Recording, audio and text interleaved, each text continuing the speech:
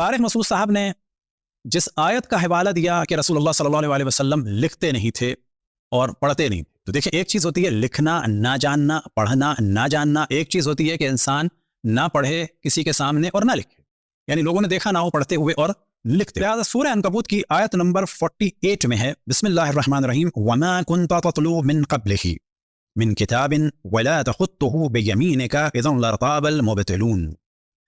اسے انہوں نے پڑھا وَمَا تَخُطُّهُ، تو یہاں پر انہوں نے غلطی کی، کوئی بات نہیں، غلطی ہو جاتی ہے، لیکن دوسروں سے بھی ہو تو پھر یہ دیوبندی بریلوی اتنا شور نہ مچائیں۔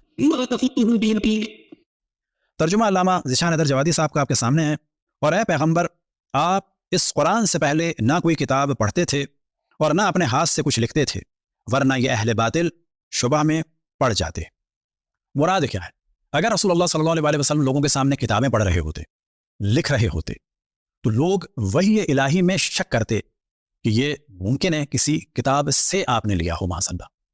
لہٰذا جب امی کہا جاتا ہے تو وہاں پر مراد ہے اول تو امی ام القریٰ، اور پھر امی سے مراد ایک اور کیا ہے کہ جیسے کہ ماں کے پیٹ سے پیدا ہوئے، یعنی کسی سے کچھ نہیں سیکھا، کسی سے کچھ نہیں سیکھا اور جاہل میں بہت فرق ہے، یہ علماء اہل سنت کو جاننا چاہیے۔ اہل بیت کے ماننے والے کہتے ہیں کہ رسول اللہ صلی اللہ علیہ وسلم نے کسی سے نہیں پڑھا، نہ یہ کہ وہ بے پڑھے تھے اور جاہل تھے معاذ اللہ۔ رسول اللہ صلی اللہ علیہ وسلم لکھتے نہیں تھے، پڑھتے نہیں تھے، نہ یہ کہ لکھنا اور پڑھنا جانتے نہیں تھے۔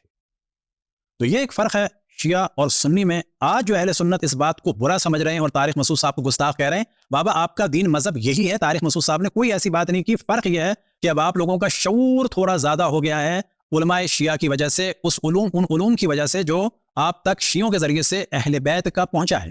مثال کے طور پر اہل سنت کا اس پر اجماع ہے کہ معاذ اللہ رسول اللہ صلی اللہ علیہ وسلم کے والدین کافر تھے، لیکن آج بڑی تعداد میں اہل سنت کہنے لگے نہیں وہ کافر نہیں تھے، کیوں؟ شیعوں کی وجہ سے۔